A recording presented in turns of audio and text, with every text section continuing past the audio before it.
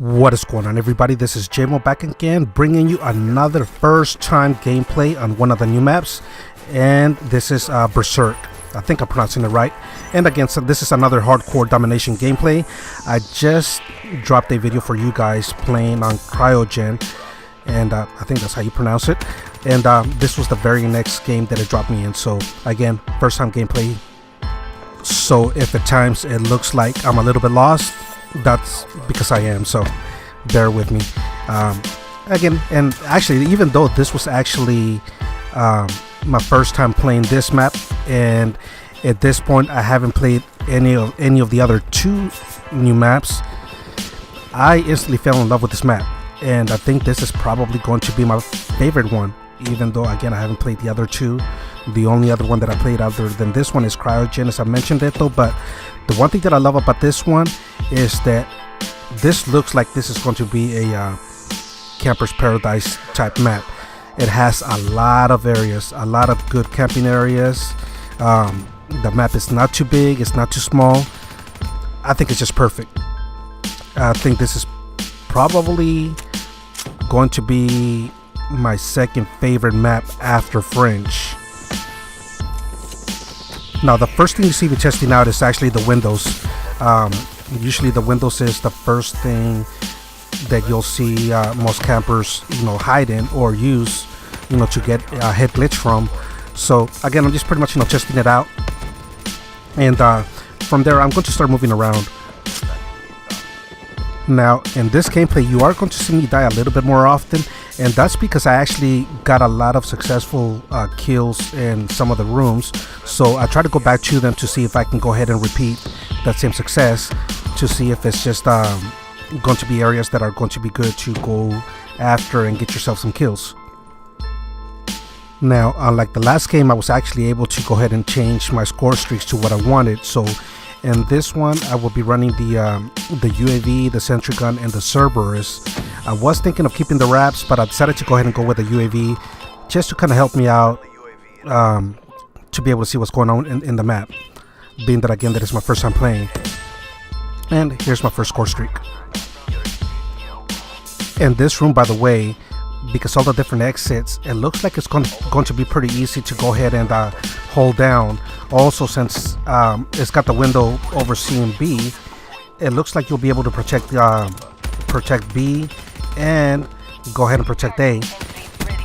So this is an area where it looks like you'll be able to get a lot of easy kills, as you can see right now. So again, it's just pretty much going to require to just move around as much as possible. Even though it may be a small room, it doesn't mean that you can't move around, as you see what I'm doing right now. And as you can see, I was very easily able to get all my score streaks. Now, I'm trying to get out of this room though, because I already got a lot of kills here, so the area is hot. So I'm trying to leave this room though, but because I'm not familiar with the map, I didn't know which way to exit. And so I was just trying to figure out when it would be safe for me to get out of that area. So now I'm at the other side of the map, and it's just I'll place my sentry gun there, and right off the bat you hear it already starting to go to work. Now, as I'm moving around this map, the one thing that I've noticed is that the footsteps seem to be a little bit louder than in some of the other maps. So I was actually thinking as I'm running around that I may end up trying Dead Silence, because even though I think this is going to be a perfect camping map, it's also going to be a good, rushing map, a map where you can actually run around and try to catch the enemy off guard and surprise them. And so, so I'm thinking of trying Dead Silence the next time that I play this map again, and do a combination of both rushing and camping, see how that works out. So as this half is coming towards an end, I'm trying to get as many kills as possible so that I can go ahead and end the half with as many points as possible to start getting into my streaks all over again. Now, by the way, one of the things that I do when I play hardcore is, since you don't have that meter that lets you know how close you are to your score streaks, the one thing that I always do is I always keep the score of how many kills I got and how many points I've earned, so that I know how close I am towards getting my score streaks. So like for example, I I'm using Annie up right now, so I'm already counting that 150 points. And every time that I get a kill that I see that either 100 or 125 points, I just go ahead and add it in. So again, I'm constantly keeping score in my mind so that I know how far I am from my score streaks, since once again you don't have that meter letting you know how far you are from your score streaks like it shows you in core.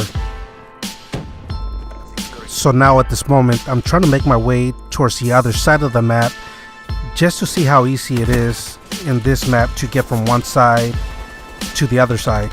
And so that's pretty much what I'm trying to do. And right now, as you see me jump over to the side, instead of going to the outer side of the map like I normally like doing, you saw me going inside the house, and that's because I've been finding a lot of success getting a lot of kills inside the house. So again, I'm pretty much just testing it out to see how often, if it was just a coincidence or if it's something that is pretty easy to get a lot of kills inside the houses. And seeing right there, now I did that on purpose for you guys. See, what I like to do is not only show you guys what to do, but then I also like to show you guys what not to do. So right there, you know, I took that death on purpose so that you guys will learn what not to do. And yeah, that's what I'm gonna stick with. So I guess you can say that I gave up one of my Call of Duty lives for you guys to learn something. So yeah, you're welcome. And at this moment I'm a little bit lost. I'm not familiar with this side of the map, and I ended up dying. So knowing the map makes a big difference. So I have my servers, and at this moment I'm just actually running around trying to figure out, ooh, and I almost ended up getting team killed there. Just trying to find somewhere where I can lay down, and since I don't know where, I just try to go back as far back from the other side of the map opposite to where the enemy is at and just lay down. So now I'm just pretty much just trying to get as many kills with my Cerberus as always. Another change that I think I may make the next time that I play this map again, I think I'm going to go ahead and try the Talon.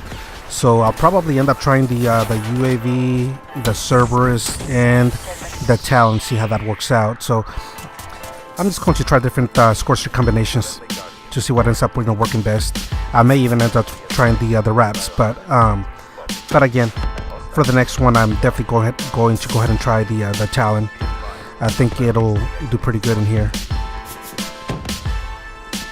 So now at this moment, I'm going to try to make my way around to A, but then at the same time, I'm also going to try to move around just to get myself familiar with the map. And as you saw me take the death right there. But yeah, you'll see me run around quite a bit. It doesn't seem like it's going to be a map that is going to be complicated to learn and remember. I'm definitely loving the flow of this map. It's just, again, as I mentioned earlier, it's just got a lot of great areas. I think this map is actually going to be great for both campers and rushers. Anything you decide you want to do on this map, it looks like you'll be able to go ahead and do so. And that was not very smart of me right there. I should have known better.